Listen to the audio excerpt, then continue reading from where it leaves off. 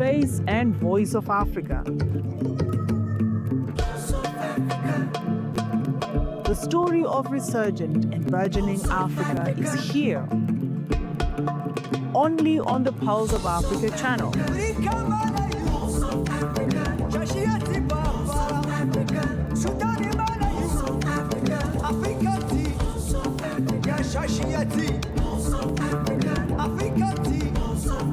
Pulse of Africa, the face and voice of Africa.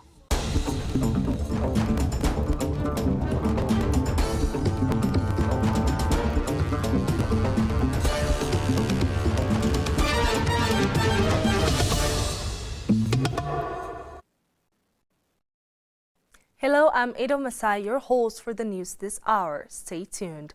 We'll start with Ghana. Ghana's central bank has pledged to reform the country's domestic gold purchase program, DGPP, to boost its macroeconomic benefits.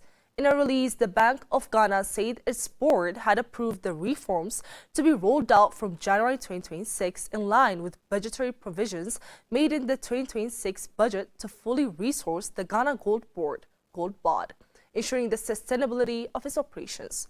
Recognizing both the macroeconomic benefits and fiscal goals of the DGPP, the board of the Bank of Ghana recently approved reforms to improve pricing and operational efficiency in the downstream segment of the program, the release said. The reforms aim to reduce intermediation fees, improve cost efficiency, and achieve competitive yet economically sound buying prices, with benefits for both the sector and the broader economy, according to the central bank. The DGPP is a policy tool that has helped shore up Ghana's international reserves, supported currency stability, and enabled access to large volumes of foreign exchange without incurring new debt, said the bank. The operational role of Gold BOD as an aggregator has been important in channeling gold-based inflows from the small-scale mining sector into the official market. This collaborative structure between the bank and the Gold BOD has ensured that the DGPP remains anchored in public policy objectives, it added.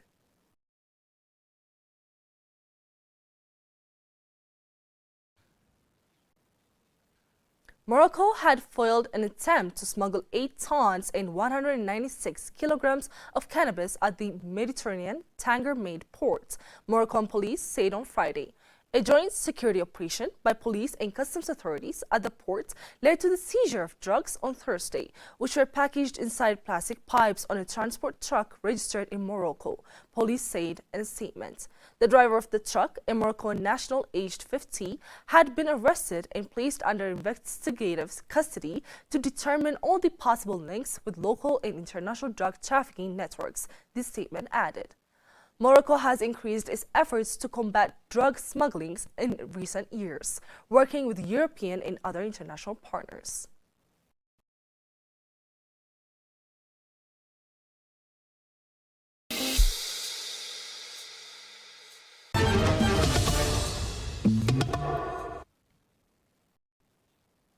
The Central African Republic, CAR, is poised for a landmark democratic event tomorrow, with combined presidential, legislative, regional, and municipal elections, the first municipal polls since 1988.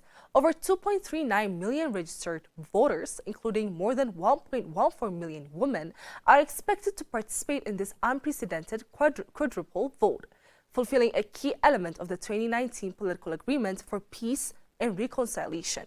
UN Secretary General Antonio Guterres has hailed the elections as an historic milestone for consolidating peace, decentralizing governance, and extending state authority beyond the capital. National authorities, supported by the UN Peacekeeping Mission, MINUSCA, have successfully deployed electoral materials to nearly 4,000 voting centers and 6,700 polling stations nationwide. MINUSCA mobilized its full fleet of aircraft helicopters and escorted convoys to reach remote areas despite challenging terrain. Recent peace deals with armed groups and enhanced security measures have created a more stable environment than previous cycles. Civic education campaigns have promoted nonviolence and inclusive participation. Guterres urged all stakeholders to ensure a peaceful, orderly, and credible process, emphasizing restraint and respect for human rights.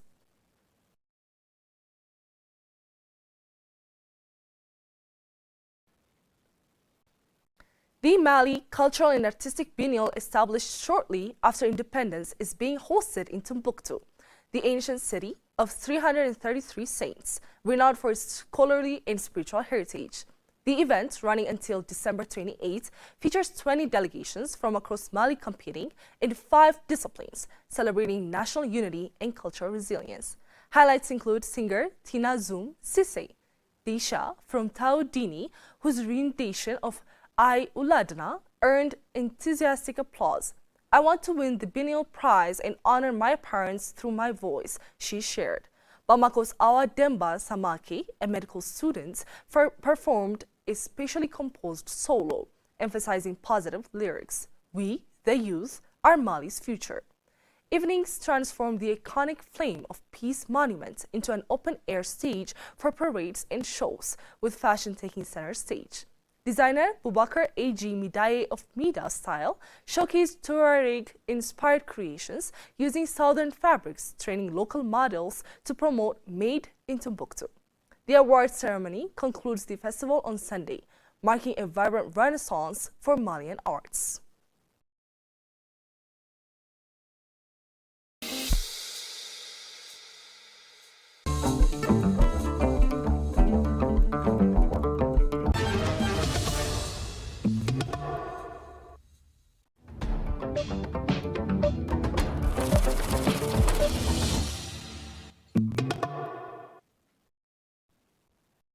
Let's move to business news. Murray and Roberts Holdings to delist from JSE in January 2026. South Africa's 123-year-old construction and engineering giant Murray and Roberts Holdings (MRH) has announced its delisting from the Johannesburg Stock Exchange (JSE) in January 2026, concluding its decades-long presence as a publicly traded company. Founded in 1902 as a house builder in the Cape Colony under the name Murray and Stewarts, the company listed on the JSE in 1951 and adopted its current name after merging with Roberts Construction in 1967. The decision stems from a final winding up order issued by the High Court of South Africa, compounded by the planned sale of subsidiary Murray and Roberts Limited's MRL, Key Cementation and Terra Nova Technologies TNT businesses during MRL's ongoing business rescue process. MRH stated there is no prospect of shareholder returns or re-establishing operations. On-market trading has been suspended since November 2024. Off-market trading ends 13th January 2026, with official delisting on 19th January and a record date of 16th January. Post-delisting, shareholders will hold stakes in an unlisted entity under liquidation. The board expressed gratitude for shareholders' long-term support. Further updates will come from the provisional liquidator.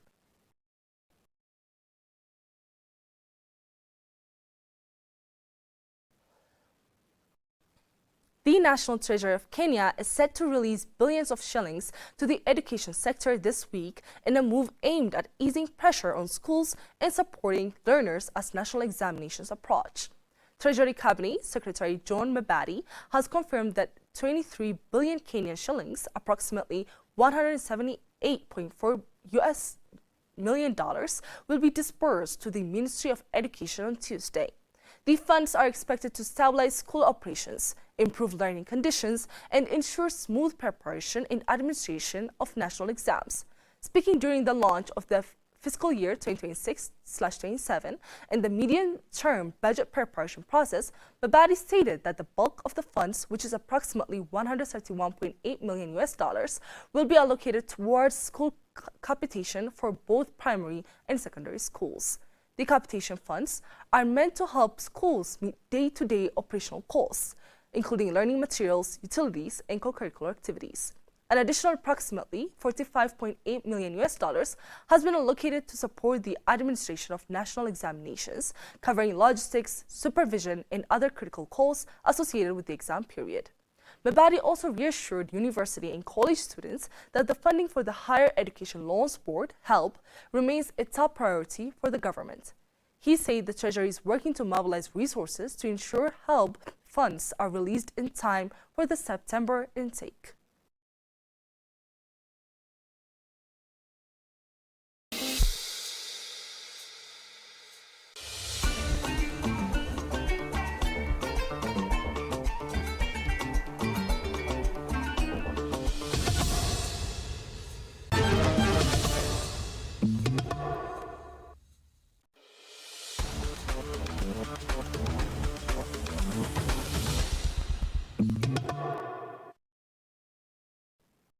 Finally, sport news. Morocco and Mali played out a tense 1-1 draw in Rabat after a match defined by penalties, VAR drama, and relentless second-half pressure from the visitors. The Atlas Lions went into the break with a slender advantage thanks to Brahim Diaz, who proved a constant thorn in the flesh of the Mali defense throughout the first half. Although Mali slightly edged possession and matched the hosts in intensity, it was Morocco who found the breakthrough at the knock of the halftime. Diaz calmly converted a well-drilled penalty after a Malian defender was penalized for handling the ball inside the box, sending Morocco into the tunnel 1-0 up. The second half told a different story. Mali emerged with a renewed urgency, piling sustained pressure on the hosts as they surged for an equalizer. Their persistence paid off just after the hour mark when Lassana Sinayoko was brought down inside the Moroccan penalty area. Following a lengthy 4-minute VAR review, the referee pointed to the spot. Sinayoko stepped up and showed composure, converting from 12 yards in the 64th minute to restore parity at 1-1. Both sides pushed hard in the closing stages in search of a winning goal, trading attacks in moments of promise, but neither could find the decisive breakthrough. The draw leaves Morocco top of the group with 4 points after 2 matches, while Mali sit on 2 points, having recorded back-to-back draws.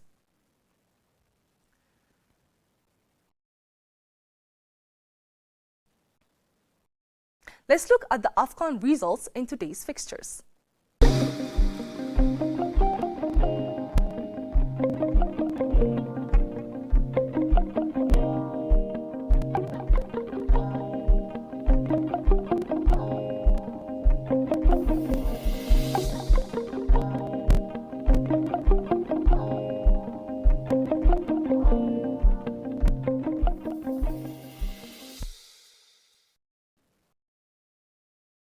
Next up, let's take a look at the current weather forecasts across Africa.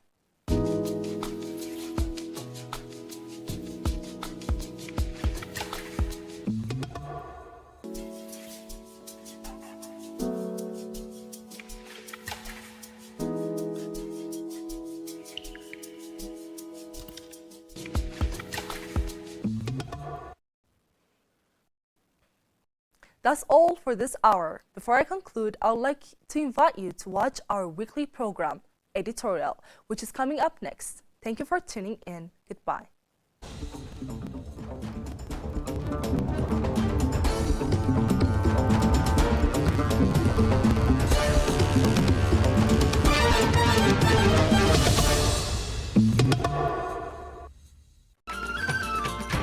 This is Editorial from Pulse of Africa, the voice and face of Africa.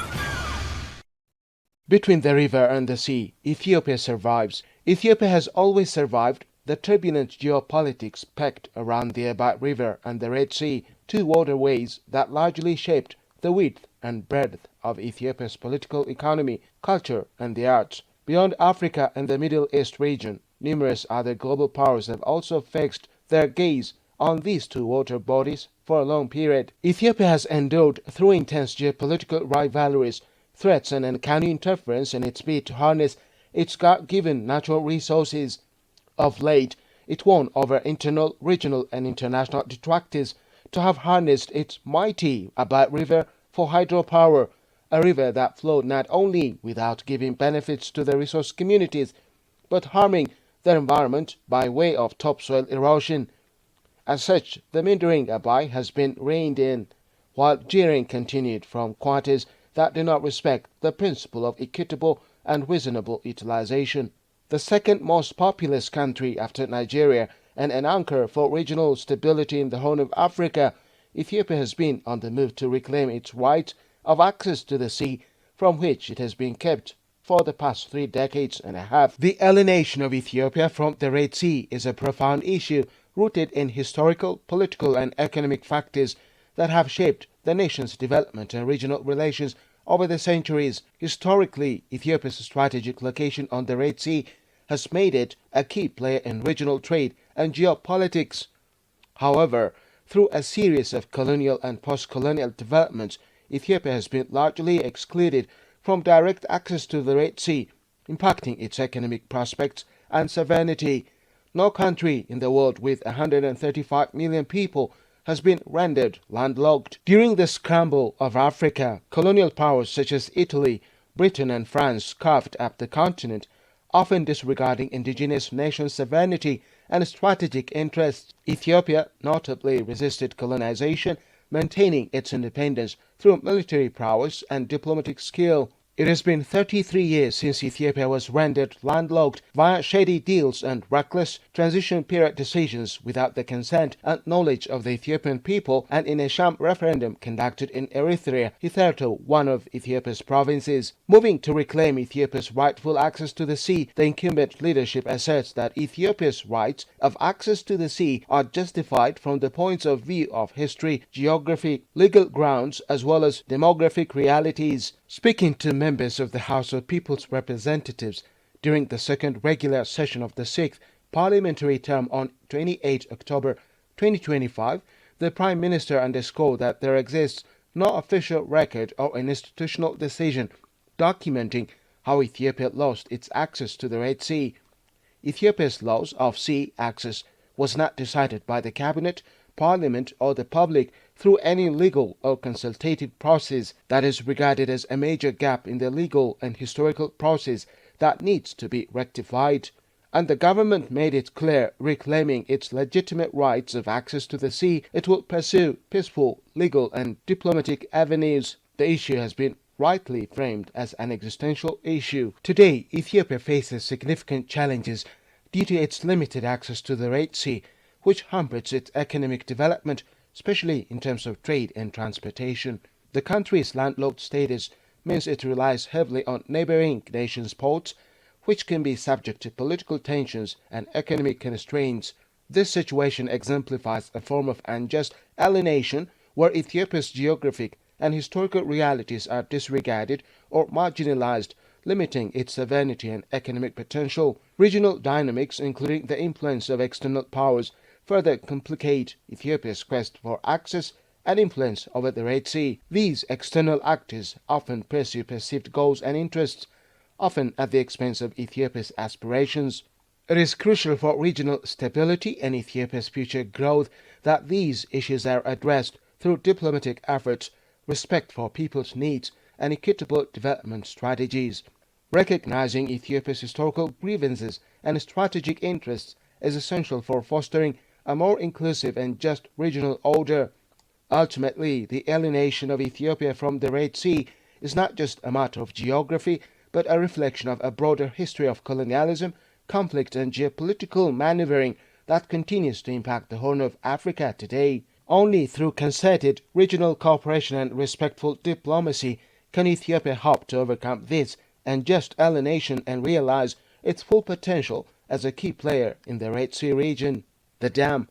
It is beyond all logic that the same external parties that are hellbent on keeping Ethiopia away from the Red Sea are the ones that wrongly accuse it of damming a river in perceived contravention to their historical share of water, and they say this in allusion of an archaic, stale and colonial period water-sharing deal in which Ethiopia had been given no part. This is unjust at the very least. Very near the water-drenched highlands of Ethiopia, a symbol of national pride and future prosperity, rises from the dust the Grand Ethiopian Renaissance Dam GERD. For Ethiopia, a nation of 135 million people, where over half lack reliable electricity, the dam is the cornerstone of its development, a project to power industrialization, light homes and lift millions from poverty. Yet from over 1,500 miles downstream in Cairo, this vision of progress is viewed not as a neighbor's ambition, but as an existential threat. This clash embodies a profound and painful paradox.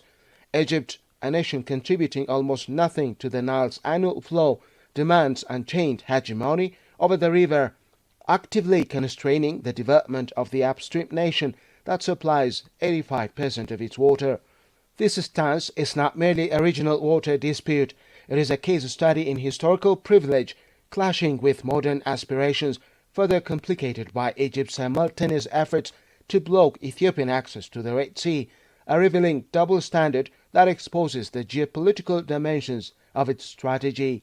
This perception was codified in the colonial era 1929 and 1959 agreements, which allocated the vast majority of the river's flow to Egypt and Sudan, granting Cairo veto power over upstream projects. Ethiopia, the source of Abat River, was neither consulted nor included. For decades, bound by poverty, internal strife, and diplomatic pressure, Ethiopia was unable to challenge this status quo. The GERD, entirely self-financed by Ethiopian bonds and taxes, represents a seismic shift. It is a declaration that the era of passive observation is over. Egypt's response has been one of the unyielding hydropolitical rigidity. Its rhetoric frames any reduction of water, even during the dam's multi-year filling period, as a direct threat to national survival. It has employed a multi-pronged strategy, leveraging its diplomatic weight in Arab international forums, hinting at military options in veiled threats, and prolonging negotiations with demands for a legally binding agreement that would effectively guarantee a specific annual water volume, a condition Ethiopia sees as an infringement on its sovereignty. The parallel is striking. On one hand, Egypt asserts that its historical rights to the Abai, a river it is not a source to, trump Ethiopia's developmental needs. On the other, it actively works to undermine Ethiopia's pragmatic quest for maritime access, a precedent vital for its economic survival and growth, by rigidly upholding the sovereign rights of another nation. The principle that Egypt applies seems to shift with the geography: absolute and ultimate rights for itself regarding the transboundary Abai, but strict, inviolable borders for others when it comes to Ethiopia's Red Sea aspirations. This is not a consistent application of international law or neighborly principle. It is the exercise of raw geographical leverage. The goal appears to be the maintenance of a strategic encirclement, keeping Ethiopia constrained both hydrologically and logistically, thereby preserving Cairo's dominant position in the Horn of Africa. This double standard carries severe consequences. It fuels deep-seated resentment in Ethiopia, where the narrative of Egyptian obstruction is potent. It destabilizes the wider Horn of Africa, turning water and ports into zero-sum chess pieces in a game of regional influence. It also undermines the very cooperative frameworks the region desperately needs. True water security for Egypt cannot be achieved by permanently stiffing Ethiopia. It can only be secured through an agreement that recognizes Ethiopia's rights to develop its resources while providing firm, scientifically sound guarantees against significant harm to downstream nations. The path forward requires a fundamental recalibration. The colonial era doctrine of first in time, first in right must give way to a model of equitable and reasonable utilization as endorsed by international water conventions. Mediation led by impartial African institutions must focus on technical parameters for filling and operating the GERD during droughts, not on perpetual Egyptian veto power. Simultaneously, Egypt must recognize that a prosperous, stable Ethiopia is a better neighbor than a constrained and frustrated one. Blocking its sea access is a short-sighted tactic that only deepens hostility. The Nile paradox is a test of whether the region can transition from a past of imposed hierarchy to a future of shared destiny. Egypt cannot forever drink from a river while demanding its source remain underdeveloped. Ethiopia's quest for light and trade is not an act of aggression, but a fundamental right. Resolving this impasse demands that Cairo replace its strategy of blockade with one of partnership, recognizing that in an interconnected region, true security is mutual, not exclusive. The alternative is a future where the waters of the Nile, instead of nurturing life and cooperation, become a relentless current of conflict. The African Union must take a stand on this, because there is no regional or international organ that grasps how our continent has been negatively affected by imposed colonial trends that keep coming in the form of external influences even today. This African Union Summit 2026 theme, assuring sustainable water availability and safe sanitation systems to achieve the goals of Agenda 2063, must look at it from the point of view also of win-win water access and cooperation and reasonable utilization of water resources to contrast the undesirable and counterproductive hydro-hegemony claims. This is Editorial from Pulse of Africa, the voice and face of Africa.